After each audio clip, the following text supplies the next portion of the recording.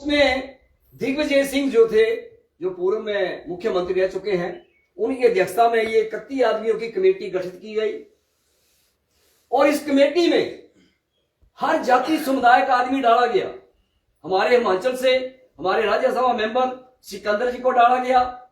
आप टीवी चैनलों में देखते होंगे जो डिबेट में सावंत पात्रा जी आते हैं, उनको डाला गया। मतलब हर जाति समुदाय का आदमी इसमें डाला गया ताकि हम इसके ऊपर एक्ट बना सके कि ये जो अत्याचार हो रहा है ये कैसे रुके।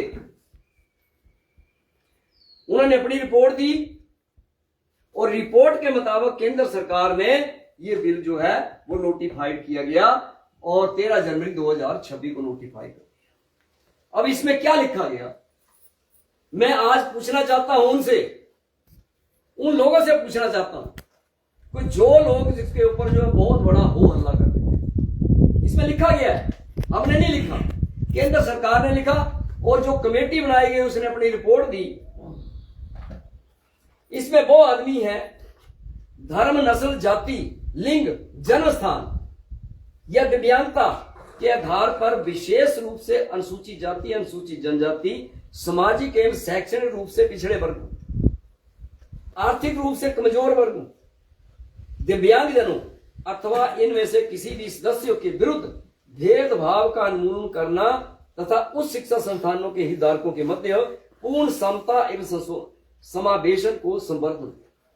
अभी हमने तो लिखा नहीं, ये कमेटी ने माना कि भाई ऐसा हुआ, माननीय सर्वोच्च न्यायालय ने माना कि ऐसा होता है। वो उसके मुताबिक ये एक्ट बनाया गया कि अगर ये जो कैटेगरी है इनके साथ अगर कोई ऐसा भेदभाव किया जाएगा तो उसके ऊपर ये फला इसके ऊपर जो एक्ट में प्रावधान किए गए। अब मैं ये पूछता हूं, इन्होंने जो हवाला कर दिया गया, एक अभी भाई जी बोल रहे थे कि स्वर्ण समाज, मैं इसके ऊपर कहूं कि स्वर्ण समाज कोई नहीं है, सिर्फ है तो सामान्य जनरल कास्ट, सामान्य वर्ग। स्वर्ण तो भाई सोना होता, कोई स्वर्ण नहीं है, कहीं नोटिफाइड नहीं है, कहीं संविधान में है, कहीं नहीं है। तो स्वर्ण समाज कोई नहीं, जनरल कास्ट बोलो या SC ST OBC के अतिरिक्त, दो चीज, ठीक है। अब उन्होंने बड़ा इसके ऊपर जो प्रोपोगंडा किया कि हमारे पास जाति हो जाएगी। लेकिन मैं ये पूछता हूं, EWS कौन है? जो इकोनॉमिकली वीकर सेक्शन है, वो कौन सी जाति से आते हैं?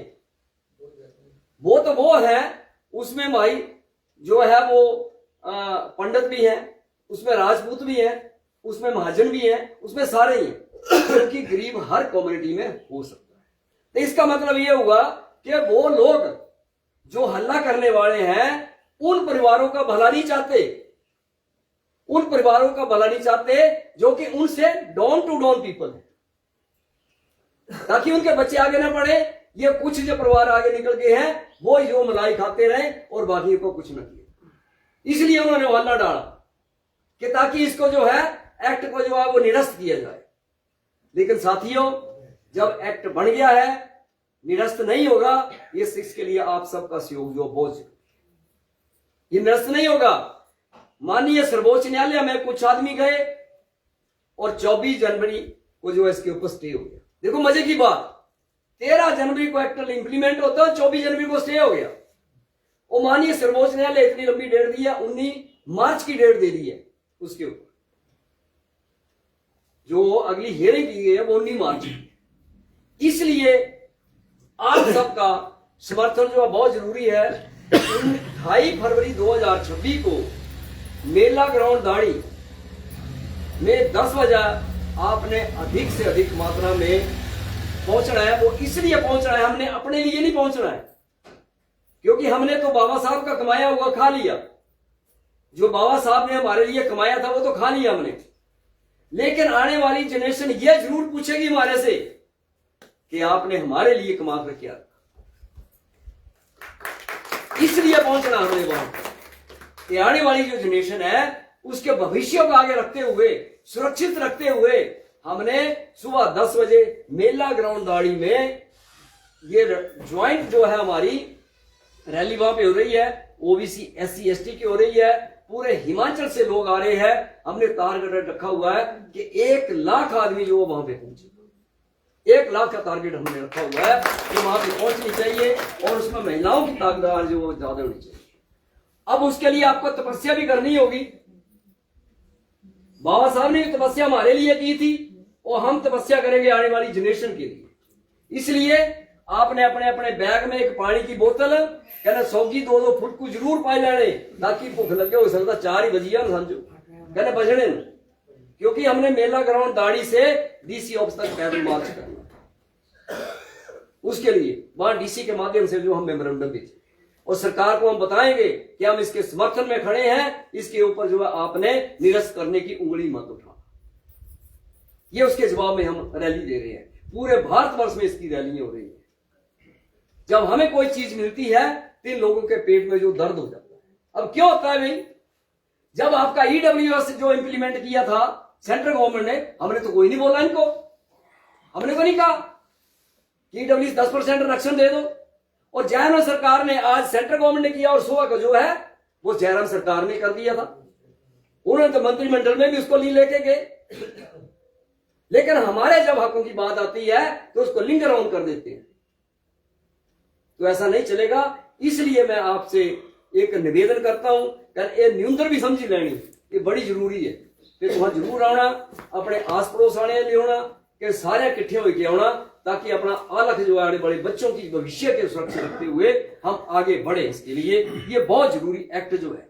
इसके लिए मुझे ये भी लगता है कि सरकार की चाल भी हो सकती है।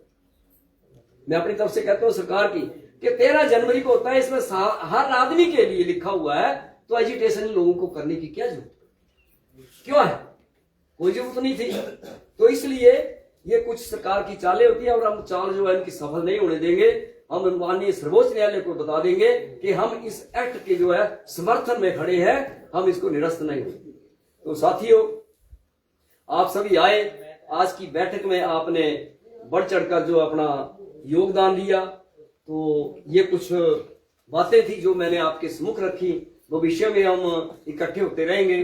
जैसे सीमा प्रधान महिला मंडल ने कहा है, इसके ऊपर भी आप गौर करिए प्रधान जी सुषमा जी ने, और एक मीटिंग करिए और पूरा दरगेला जो इकट्ठा करें, लोगों को यह पता लगे कि बाकी यहाँ पे क्या हो रहा है।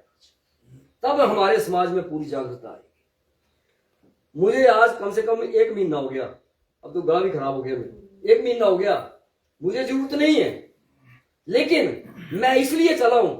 मुझे टिकट ये नहीं मिलता, कहीं से जेब से खर्चा करता हूं, कुछ नहीं मिलता है, लेकिन इसलिए क्यों कि मैंने बाबा साहब का कमाया हुआ खाया, उसको हम निरस्त नहीं होंगे, ऐसे नहीं जाने देंगे। इसलिए हम जो है वो जब तक हमारे में सांस है हम इसी तरह चलते रहेंगे। मैंने 1990 से जो ये काम संभाला था, जब मैं सर्विस में था, तभी देशराज जी को पता है, इनको सबको पता है कि मैं तब भी ऐसे करता था और आज भी इसी तरह जो आगे बढ़ता हूं। अभी मैं बताऊं, ऐसा नहीं है। अभी हमारे ये केवल पठानी ने बताया, कुलदीप पठानिया जी हमारे विधायक बहुत अच्छे हैं, ऐसा नहीं है। अभी मैं 2 फरवरी को इसमें संयुक्त में प्रोग्राम था, तो मैंने फोन किया, मैं क्या पठानिया जी आप आ रहे हैं प्रोग्राम में? तो उन्होंने कहा मैं नहीं आ रहा हूं, मेरा कोई बड़ा बिजी शेड्यूल है, क्योंकि विधानसभा स्पीकर है वो, मैं मान सम्मान करता हूं उनका। तो मैंने कहा भाटिया जी हमारे अपने पठानिया जी हमारे बहुत से काम होते हैं, जब आप नहीं आएंगे तो हमारे काम कैसे होंगे? मुझे उन्होंने कहा कि भाटिया जी आप वहां जो मांगेंगे मैंने दे दिया, ये कहा उन्होंने। इतनी बड़ी शख्सियत हमारे विधानसभा के स्पीकर हैं, और कहा आप जहां पे जो